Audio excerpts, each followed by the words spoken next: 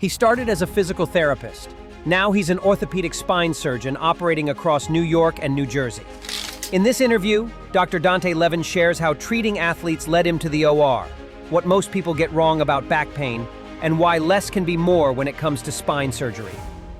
I'm Dr. Dante Leven. I'm an orthopedic attending spine surgeon with Total Orthopedics and sports medicine. My medical journey started, my undergrad was in physical therapy. I went to the University of Vermont. I practiced as a physical therapist in Vermont for about 9 years. Following, as a kid younger, through my own sports injuries, I was always fascinated with the musculoskeletal system. Physical therapy was exposed to me through my own sports injuries in high school. Found it fascinating and just how much sense it made, and kind of enjoyed the whole process of working with people, a lot of hands-on work as a physical therapist. So I began that journey, practiced in Vermont in multiple settings, mostly outpatient, working with athletes, some high-level college athletes in the Burlington area. As time went on, I became more and more interested in medicine and what really it meant to have, an ACL surgery or rotator cuff surgery. So I started spending more time with some of the surgeons that I was working with more indirectly, and started shadowing and seeing more real time, life in the OR, what they were actually doing and fixing. And that got me really excited about going back to medical school. Fortunately, my wife was on board. I was 9 years in, had my own practice that I was running, but just decided to jump in and go for it. What does it take as far as your education from medical school up until the point of being an orthopedic spinal surgeon? I mean, it's definitely a long road. It's 4 years of medical school, and then orthopedic residency is 5 years.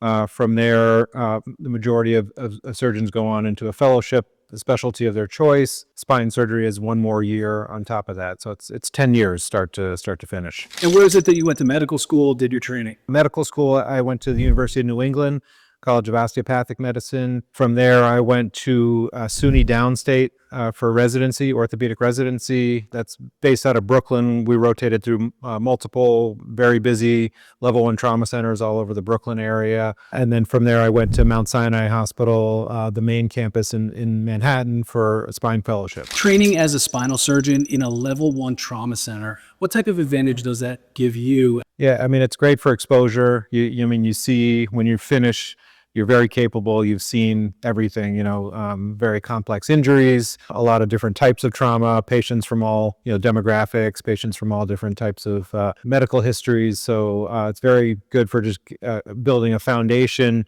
and comfort level so that when you go into practice, you're really comfortable with any type of surgery and really any type of patient. Can you tell us a little bit about minimally invasive spinal surgery these days as opposed to even when you did your training? So yeah, when I was a fellow, I was very fortunate to have the rotation or the experience that I had. We spent about half the year rotating with some of the older surgeons who did more complex multi-level spinal deformity surgeries.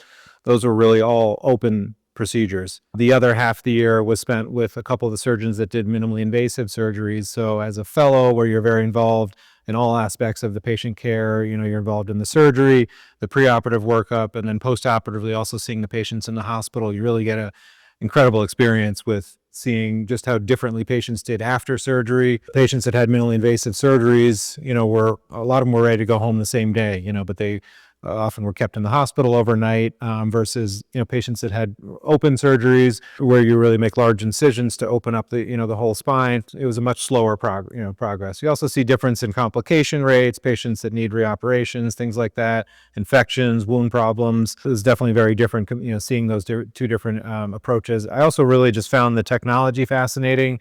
The fact that you could do a really complex surgery where you're, working around the spinal cord, instrumenting or placing, a device into a patient's spine through these tiny little incisions, to me was fascinating. And in some ways, I feel like you can do it better with a minimally invasive approach where you're using a special type of fluoroscopy machine to place the instrumentation versus doing it open. Long term, it's probably very, minimal in terms of the long-term comparisons with patient outcomes.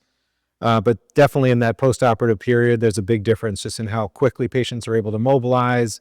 Like I said, less complication rates and just getting patients active very quickly. Much less pain medication is needed. It's a huge concern in the country with needing opiates, and anything we can do to minimize that or lessen that, I think, is invaluable. like I said, along with less infection rates and other complications that come with, bigger, longer surgeries. When did you start here at Total Orthopedics in Sports Medicine? I started in 2016. As soon as I finished fellowship in 2016, I started here. I am attending spine surgeon. I'm one of the partners with the practice, so definitely involved with all the business operations, with expanding the practice, growing the group, as well as very active clinically, operating very regularly. We also work with residents at Nassau University Medical Center, where I'm involved with teaching. There's academics that comes with that, and just hands-on teaching with the residents there in the operating room. And if a patient wanted to come in and see you, what location could they come? I'm very mobile. I work at a lot of different offices. So I'm in our Deer Park office, East Meadow office, Massapequa office, Syosset. I'm busy in our Brooklyn office, Bronx office location, as well as a few of the New Jersey practices. So if I'm a patient, how would I know that I actually needed surgery on my back or my neck? I mean, the first step is an evaluation. We have our orthopedic urgent cares, and we're also, as surgeons, all very available for evaluations. But the first thing is to sit down with a physician who's well trained. Following that, a clinical examination is very important to figure out what's going on with the musculoskeletal system. From there, typically some sort of imaging study is ordered, either x-rays, MRIs, sometimes CAT scans, to better evaluate what's really going on the inside. There's a lot of different types of treatments. I spend a lot of time, really counseling patients, talking about all the different treatment options. As somebody who was a physical therapist for many years, I'm obviously biased with favoring, starting with physical therapy treatment whenever I think it's appropriate. There are some subset of problems that really don't benefit from physical therapy. There's some things, that patients that have really noticeable neurologic deficits. Some people need surgery as more of a first line, treatment. It's definitely a small percentage, but again, that's why it's important to have the problem evaluated by somebody. Can you tell us, what is a herniated disc and how is it treated? The discs are a rubbery material that basically provide cushioning to the entire spine. Pieces of disc can break off and press into nerve roots. So when patients develop, sciatica type symptoms or radiating symptoms into their legs, more often than not, that's coming from a disc herniation.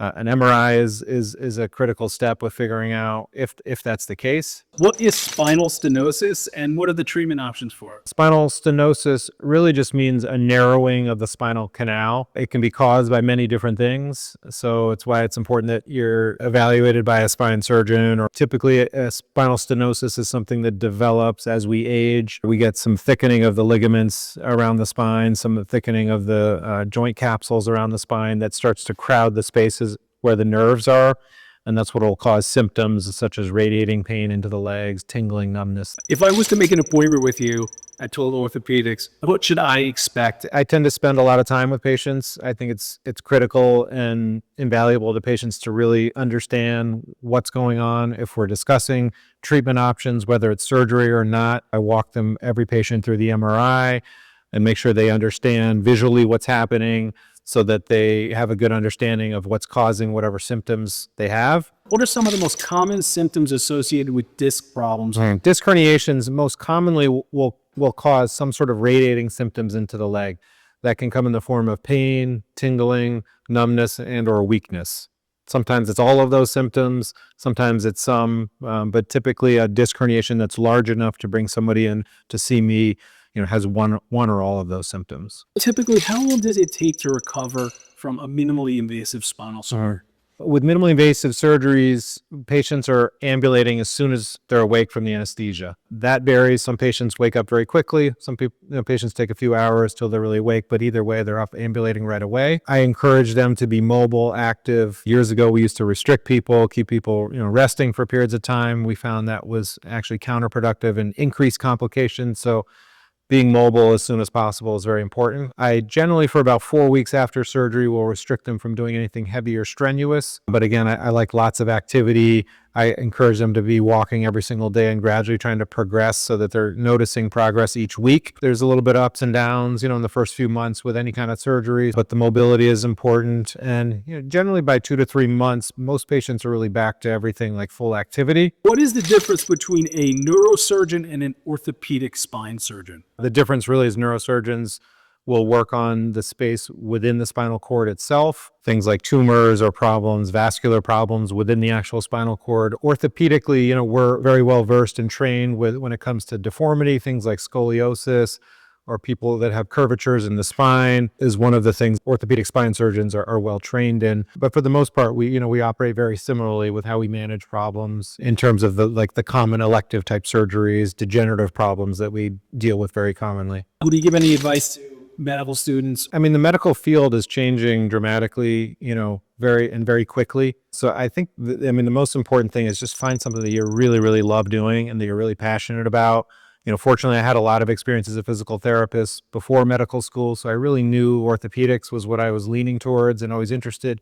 I even knew that I loved the spine, and the anatomy always really fascinated me. But you really have to, it's a lot of time, within residency and then outside in practice. You're spending, the majority of your life. If you weren't a spine surgeon, what would you be? I would be a musician, pianist my whole life since I was 5 years old. Have always loved music. Similarly love using my hands, and that's probably the direction I would go. I know that you love to run and bike. Is there anything that you do to prepare yourself for a long bike or a run to protect your body? It's not just a simple answer. There's a lot of things that tie into preventing injuries. When it comes to just running or biking, if I'm not consistently doing some kind of strengthening exercises, that's when I'll tend to have pains or swellings, things like that. So for me, that's really important. I think nutrition, hydration are exponentially important and huge variables when it comes to injury. Caution with what you're putting into your body, whether it's medications, prescriptions, or dietary things that can impact your body's ability to heal or just put extra stress on your body. And then similarly, just overtraining, doing too much is certainly a common cause of injuries. And when it comes to doing more like cardiovascular type exercises. Disc replacement versus fusion. What are your thoughts? Mostly when we're talking about disc replacements, we're referring to the neck or the cervical spine. There are some disc replacements for the lumbar spine, but a little bit less utilized. It's really a patient-specific question. It really just depends on the patient. There's a lot of variables that tie in to success rates when it comes to doing a disc replacement. I do them, and I'm certainly a proponent of them, for the right patient. Do you often see patients that think that they're having a problem in one part of their spine when it winds up coming from another area? In the lumbar spine, the anatomy is very complex. The joints that connect each of the vertebrae all the way through that area, as well as discs, all of those structures can become problems. You also have the sacroiliac joints that very much can feel or present just like, a problem with the lumbar spine. If it is a problem with the sacroiliac joint, it's important that it's evaluated by somebody who knows how to do the proper tests. And then, there's a whole series of kind of non-operative treatment options that should always be attempted first to see if that's the problem, to properly diagnose it. Most patients do well without surgical intervention. It's important that you go through all the proper steps, but the first step is having somebody evaluate it that really knows how to evaluate that part of the body. Is there a common thread among the types of injuries that we're seeing? What I see in my day-to-day practice are people that are more in their middle ages. Some of them present with a very specific injury. I have the pleasure of working with a lot of the police officers and corrections officers in the Nassau County community. Their bodies are exposed to often very high amounts of force or stress just in their day-to-day occupations. Similarly, a lot of teachers that work in the community also their bodies are exposed to stress. Sometimes it presents with a very specific injury, but very often it's not. It's more of just I woke up, got out of bed, or I was in the car and felt this shooting pain, something like that. So the real common scenario is that somebody has some sort of underlying degenerative problems that have been there for many years or many decades, and over time things start to wear down, the ligaments get a little bit frayed, and then something is kind of the last straw, whether it's a specific injury or just the force of driving and just day-to-day life, picking up the dog or the kids or this or that, are all common scenarios.